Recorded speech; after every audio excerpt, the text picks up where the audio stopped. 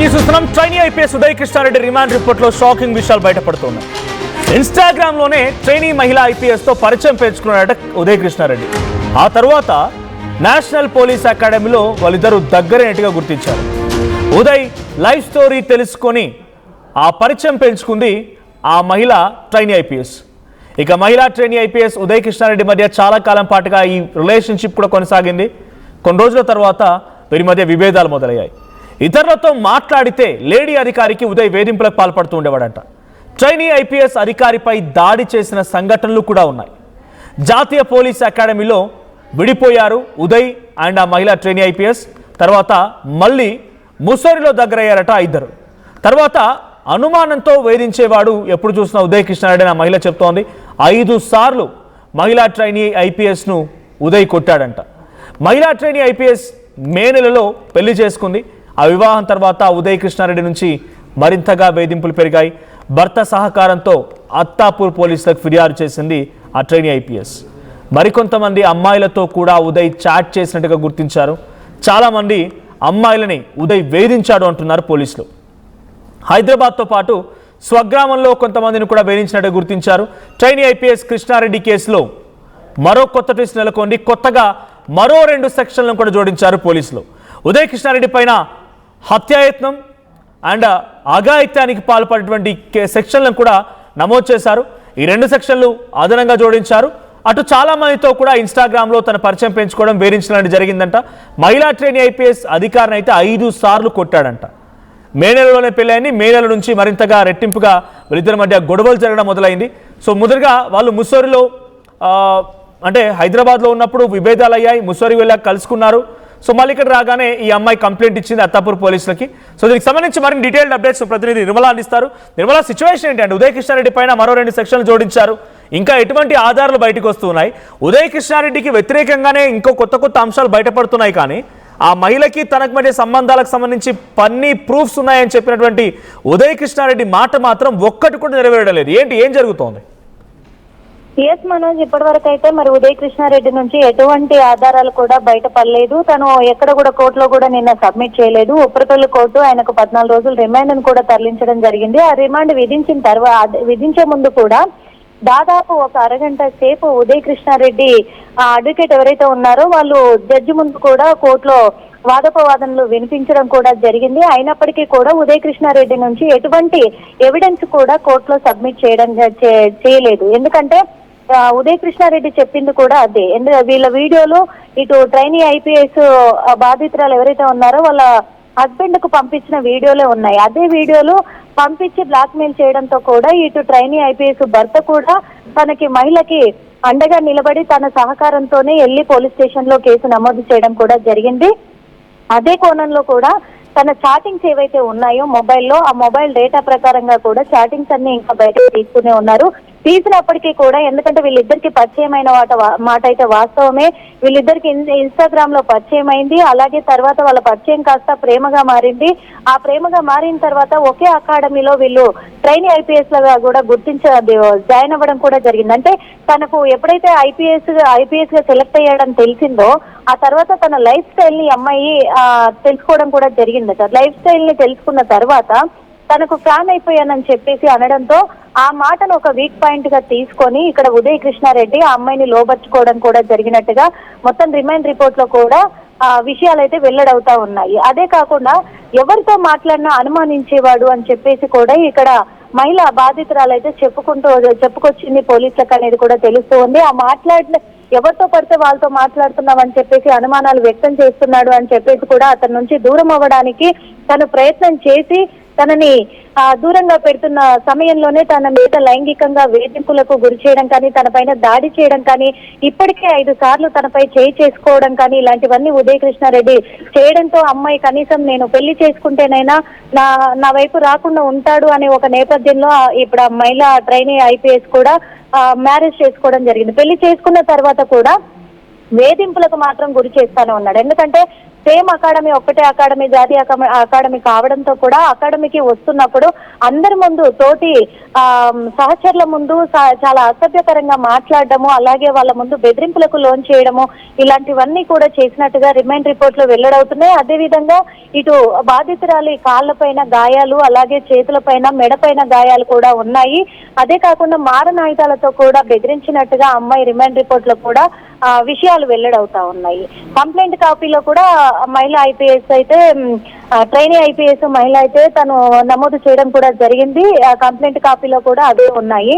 అందుకే ఇవన్నీ కూడా పరిగణలోకి తీసుకున్న ఎడల కూడా తన వద్ద ఉన్నటువంటి సాక్ష్యాలు కూడా ఇప్పటి వరకు ఉదయ్ కృష్ణారెడ్డి ఎటువంటి సాక్ష్యాలు ఇప్పటి వరకు సబ్మిట్ చేయలేదు. హైకోర్టులో కూడా 2 పిటిషన్లు వేశాడు. 2 పిటిషన్లు వేసినప్పుడు కూడా 2 పిటిషన్లను కూడా హైకోర్టు కొట్టిపడేయడం జరిగింది. తిరస్కరించడంతో ఉప్పరపల్లి కోర్టు మాత్రము 14 రోజులు రిమాండ్ కు తరలించడం జరిగింది. ఇదే నేపథ్యంలో ఇప్పటికైనా తన వైపు నుంచి ఉన్నటువంటి అడ్వకేటు ఉదయ్ కృష్ణారెడ్డి ఎటువంటి తప్పు చేయలేదు అని చెప్పేసి ప్రూవ్ చేస్తాడేమో అంటే ఎటువంటి ఆధారాలు కూడా లేనట్లుగానే తెలుస్తూ ఉంది. అదే కాకుండా తన సొంత ఊర్లో కూడా చాలా మంది అమ్మాయిలని ఇలాగే వాడుకొని వదిలేశాడు అనేది కూడా నేర చరిత్ర ఇప్పుడు వెలుగులోకి వస్తూ ఉంది. కాబట్టి ఇవన్నీ కూడా దృష్టిలోకి తీసుకునే అవకాశాలు ఉన్నాయి. ఈ విషయాన్ని ఉదయం సిపి సజ్జనార్ కూడా ట్విట్టర్ వేదికగా మొత్తం క్లియర్ గా మెన్షన్ చేయడం కూడా జరిగింది, పోస్ట్ చేయడం కూడా జరిగింది.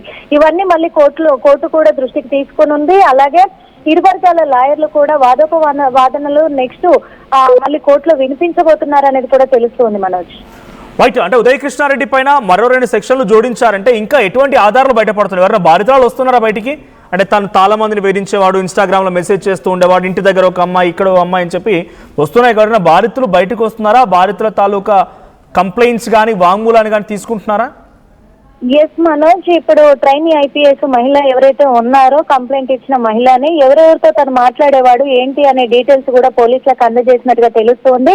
పోలీసులు కూడా అదే నేపథ్యంలో మొత్తం కూడా దర్యాప్తు కొనసాగిస్తున్నట్టుగా తెలుస్తుంది. బాధితురాలు ఎవరెవరు ఉన్నారు, ఈ బాధితురాలను కూడా అందరినీ ఎంక్వైరీ చేసే పనిలోనే ఉన్నారు. వాళ్ళ నుంచి పూర్తిగా ఆధారాలు సేకరించి వాళ్ళని వెలుగులోకి బయటికి తీసుకురాలేకపోయినా వాళ్ళ నుంచి మొత్తము డీటెయిల్స్ అన్ని కూడా సేకరించి ఆ తర్వాత ఉదయ్ కృష్ణారెడ్డి పైన ఎటువంటి చర్యలు తీసుకోవచ్చు అనే దానిపైన కూడా ఉంది. ఇప్పటికైతే 2 సెక్షన్లు యాడ్ చేశారు. ఈ 2 సెక్షన్లతో పాటు ఇంకేమైనా అవి ఆధారాలు లభించాయి అంటే గనక ఇంకా సెక్షన్లు యాడ్ అయ్యే అవకాశం కూడా ఉంది, శిక్ష పెరిగే అవకాశం కూడా కనిపిస్తూ ఉంది Manoj. Right, thank you Nirmala. So Uday Krishnareddy తన ఇన్స్టాగ్రామ్ ద్వారా మరికొంతమంది అమ్మాయిలను కూడా వేధించినట్టుగా పోలీసులు గుర్తించారు. సో అటు ఆ మహిళా ట్రైనీకి కూడా ఇన్స్టాగ్రామ్ ద్వారా పరిచయం అయ్యారు. ఈ పరిచయం కాస్త వాళ్ళిద్దరి మధ్య కొన్ని రోజుల రిలేషన్షిప్ కొనసాగిందని చెప్తున్నారు. అయితే ఇన్స్టాగ్రామ్లోనే ఇటు ఉదయ్ కృష్ణారెడ్డి యొక్క లైఫ్ స్టైల్, తన యొక్క చరిత్రని, తను ఎదిగినటువంటి విధానాన్ని తెలుసుకున్నటువంటి ఆ మహిళా ట్రైనీ ఐపీఎస్ పరిచయం పెంచుకుంది. సో ఈ పరిచయం కాస్త కొన్ని రోజులు రిలేషన్షిప్ కొనసాగింది. హైదరాబాద్ నేషనల్ పోలీస్ అకాడమీలో ఉన్నప్పుడే వాళ్ళిద్దరూ విడిపోయారు, ముసూరులో మళ్ళీ కలిశారు. ఇలా జరుగుతూ వచ్చింది. సో అక్కడ ఇక్కడ ట్రైనింగ్ తీసుకుంటున్న క్రమంలోనే ఈ యొక్క వివాదం కాస్త మరింతగా ముదిరింది. మే నెలలోనే పెళ్లి చేసుకున్నప్పటి నుంచి ఇంకా వేధింపులు మొదలయ్యాయి. 5 సార్లు కూడా కొట్టాడు అని చెప్పి ఆ రిమాండ్ రిపోర్ట్లో రాసుకొచ్చారు. సో కంప్లీట్గా ఆ మహిళ చెప్తున్నటువంటి మాటలనే, రిమాండ్ రిపోర్ట్ నథింగ్ బట్ అక్కడ జరిగినటువంటి సంఘటన ఏంటి, ఆ మహిళ చెప్తున్న మాట ఏంటి, పోలీసులు ఏం ప్రిలిమినరీ ఎంక్వైరీలో తేల్చారనేది మాత్రమే రాసుకొస్తారు. సో రిమాండ్ రిపోర్ట్లో ఉన్న అంశాలు ఇప్పుడు అన్ని కూడా ఒక్కో రకంగా. ఉదయ్ కృష్ణారెడ్డి చాలా దారుణమైన వ్యక్తి. ఉదయ్ కృష్ణారెడ్డి ఒక కంప్లీట్లీ ఫ్లర్టింగ్ చేస్తూ ఉండేవాడు అమ్మాయిలతో, తర్వాత అభ్యసభ్యంగా బిహేవ్ చేస్తూ ఉండేవాడని మాత్రం ఇప్పుడున్నటువంటి రిమాండ్ రిపోర్ట్ మాత్రం తేలుస్తోంది. మరి తర్వాత ఇన్వెస్టిగేషన్ ఎటువంటి విషయాలు బయటపడతాయి, ఇంకా ఏ అంశాలు ఉంటాయో చూడాలి.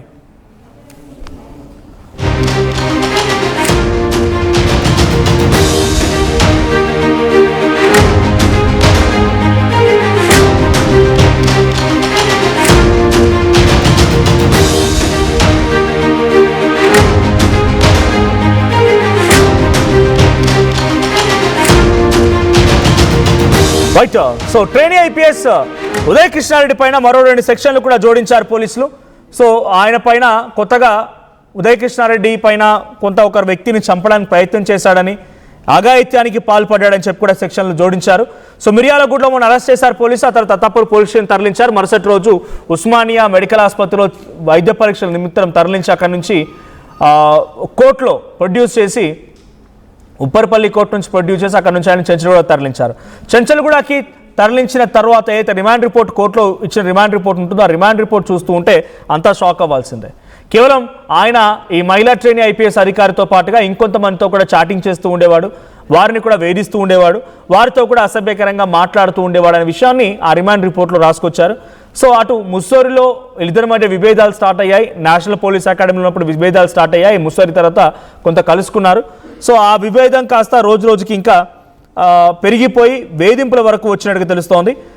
సో ఉదయ్ కృష్ణారెడ్డి సంచలన అనౌన్స్మెంట్ వచ్చింది. బారితాల్ 2024 బ్యాచ్లో ఎంపికైనటువంటి వ్యక్తి సో లీవ్ కారణంగా 2025లో ట్రైనింగ్కి చేరిందంట. ఆ మహిళ సజ్జనార్ చెప్తున్న ప్రకారం ఏంటంటే 2025 మధ్యలో ఇన్స్టాగ్రామ్లో బారితాల్ పరిచయం అయింది. సో బారితాల్కి తన సక్సెస్ స్టోరీకి చెప్పి ట్రాప్ చేశాడు ఉదయ్ కృష్ణారెడ్డి అని చెప్పి సజ్జనార్ అంటూ ఉన్నారు. ఇక బారిత్రాలు 2024 బ్యాచ్కి ఎంపికైనటువంటి ఒక అమ్మాయి, ఆమె లీవ్ కారణంగా 2025లో ట్రైనింగ్గా చేరిందట. ఆ టైంలోనే ఉదయ్ కృష్ణారెడ్డికి ఆ అమ్మాయి దగ్గరైంది. గతంలో ఉదయ్ కృష్ణారెడ్డి కానిస్టేబుల్గా పనిచేశాడు. లైంగిక వేధింపుల కేసులో ఉదయ్ కృష్ణారెడ్డిని అరెస్ట్ చేశామని చెప్పి సజ్జనార్ అంటూ ఉన్నారు. సో నకిలీ సోషల్ మీడియా అకౌంట్స్తో మహిళలకు వేధిస్తూ ఉండేవాడు ఉదయ్ కృష్ణారెడ్డి. ప్రైవేట్ వీడియోలతో బ్లాక్మెయిల్ చేసినట్టుగా కూడా ఆ మహిళ ఫిర్యాదు చేసిందని సజ్జనార్ అంటూ ఉన్నారు. సో గదిలో బంధించి బెదిరించాడని బాధితురాలు ఆరోపిస్తోంది. ఇక వెపన్స్ చూపించి తను లొంగదీసుకోవాలని ప్రయత్నం చేశాడని కూడా ఆ బాధితురాలు చెప్తోంది అంటున్నారు సజ్జనార్. లొంగిపోయేసరికి కుటుంబ సభ్యులకి ప్రైవేట్ వీడియోలు పంపాడు. సో గన్ చూపించి బెదిరించి తను లొంగదీసుకోవాలని చూశాడు. లొంగిపోయిన తర్వాత ఆ వీడియోలని కుటుంబ సభ్యులకు పంపించాడు. తాజాగా ఉదయ్ కృష్ణారెడ్డికి 14 రోజులు రిమాండ్ విధించిన విషయం తెలిసింది. దీనిపైన హైదరాబాద్ సిపి సజ్జనార్కు రియాక్ట్ అయ్యారు. సజ్జనార్ చెప్తున్న మాటలు మనం చూసాం. సో అమ్మాయిని వేధిస్తూ ఉండేవాడు, ఆ అమ్మాయిని లొంగ తీసుకోవాలని గన్తో ఆ అమ్మాయిని బెదిరించేవాడు, లొంగ తీసుకోవాలని చూస్తూ ఉండేవాడు. లొంగిపోయిన తర్వాత ప్రైవేట్ వీడియోలని రికార్డు చేసుకునేవాడంట. ఫేక్ అకౌంట్స్తో పలుమార్లు వేరే అమ్మాయిలను కూడా ట్రాప్ చేసే ప్రయత్నం చేశాడు. తన స్టోరీ చెప్పి బాధితురాలకి తన సక్సెస్ స్టోరీ చెప్పి తన ఇదే విధానం చెప్పి ఉదయ్ కృష్ణారెడ్డి ఆ బాధిత ట్రైనీ మహిళా ఐపీఎస్ని ట్రాప్ చేశాడనేది సజ్జనార్ చెప్తూ ఉన్నారు. సో ఉదయ్ కృష్ణారెడ్డి మాత్రం ప్రస్తుతానికి చెంచగూడ జైలుకి తరలించారు. 14 రోజుల పాటుగా రిమాండ్ కొనసాగబోతోంది. సో ఉదయ్ కృష్ణారెడ్డికి ఉన్నటువంటి ఆ రిమాండ్ రిపోర్ట్లు మాత్రం విస్తుపోయే విషయాలు బయటకు వస్తూ ఉన్నాయి. సో ఇప్పుడున్నటువంటి సిచ్యువేషన్లో ఉదయ్ కృష్ణారెడ్డికి సంబంధించి ఈ విషయాలు తెలుసుకుంటే నిజంగా షాక్ అనిపిస్తోంది. ఉదయ్ కృష్ణారెడ్డి ఒక కానిస్టేబుల్ నుంచి ఈరోజు ఐపీఎస్ వరకు ఎదిగిన విధానం చూసినా, ఆయన చిన్నప్పుడే తల్లిదండ్రులు చనిపోయినా నానమ్మ సంరక్షణలో కూరగాయలు అమ్ముతూ పెరిగినటువంటి విధానం చూసినా, ఇప్పుడున్నటువంటి ఆయన చేస్తున్నటువంటి ఈ సిచ్యువేషన్ ఏమాత్రం సంబంధం లేదు. అందుకే మన లక్ష్యం ఒకవైపుగా ఉంటే ఏమాత్రం తప్పటడుగులు పడినా పూర్తిగా మనమే చిన్నాభిన్నం అవుతాం, జీవితమే చిన్నాభిన్నం అవుతుంది. అంతటి అత్యున్నతమైనటువంటి పదవి సాధించి చదువుకొని ఎన్నో రకాలుగా ఆహార్నిశాలు కృషి చేసినటువంటి ఉదయ్ కృష్ణారెడ్డి ఎట్టకేలకి ఈరోజు జైల్లో ఊసలు లెక్క పెట్టాల్సిన పరిస్థితి వచ్చింది. సో ఉదయ్ కృష్ణారెడ్డిపై వస్తున్నటువంటి ఆరోపణల విషయం పైన మీ అభిప్రాయం ఏంటి? కామెంట్ చేయండి.